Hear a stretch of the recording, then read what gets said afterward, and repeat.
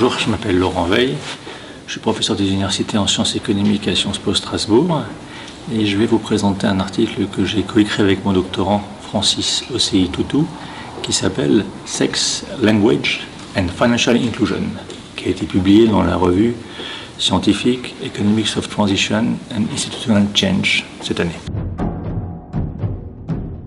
Sex, Language, Finance.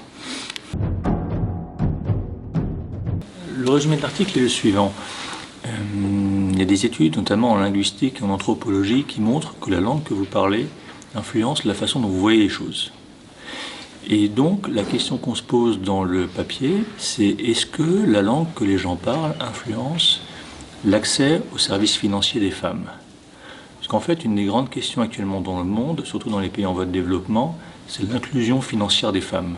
Quand on parle d'inclusion financière, ça veut dire le fait que vous avez accès à un compte en banque, à un crédit. Alors en France, ça semble pas très important parce qu'en gros, tout le monde a un compte en banque.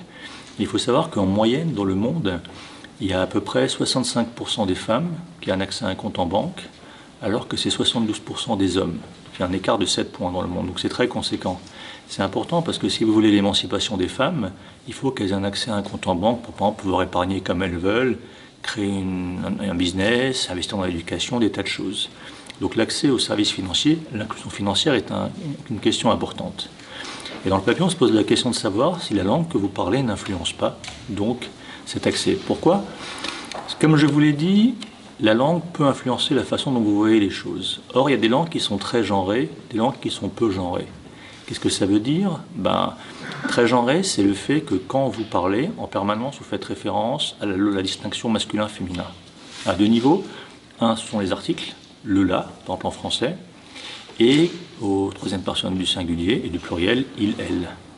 Donc ça, c'est une genrification, si vous me permettez le terme, du français. Il faut savoir qu'il y a des langues qui sont beaucoup moins genrées, par exemple le finnois, où il n'y a pas de le la et il n'y a pas de il, elle. Et inversement, il y a des langues qui sont plus genrées, comme par exemple l'arabe, où en fait, à la deuxième personne du singulier, tu, n'est pas le même pour les hommes et les femmes. Donc l'idée qu'on a voulu regarder dans le papier, c'est voir si quand les langues sont plus genrées, est-ce que ça ne renforce pas dans l'esprit des gens une vision traditionnelle des rôles de l'homme et de la femme qui font que les femmes ont encore moins accès aux services financiers que les hommes, donc la langue est très genrée. Et donc on a pris un échantillon, on a pris des données au niveau mondial, on a plusieurs dizaines de milliers de gens, d'accord, on a une base de données de la Banque mondiale, plusieurs dizaines de milliers de gens, on sait la langue qu'ils parlent, on sait concrètement s'ils ont un accès aux services financiers.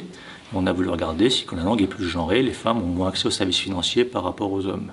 Et le résultat est que oui, quand la langue est plus genrée, on voit un écart plus grand entre hommes et femmes.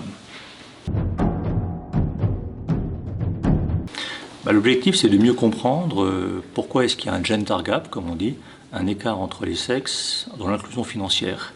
Jusqu'à présent, les gens qui s'étaient posé cette question avaient mis en avant le fait qu'une des causes pouvait être la discrimination légale. Dans certains pays, les femmes n'ont pas le même accès à un compte en banque que les hommes.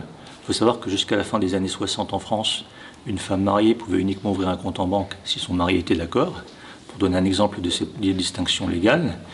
Et il y avait également des études qui montraient qu'un biais pouvait aussi être le fait que quand le banquier est un homme, il pouvait avoir plus tendance, par exemple, à faire un crédit à un homme qu'à une femme. Et donc, nous, on trouve une troisième explication qui est la langue que les gens parlent.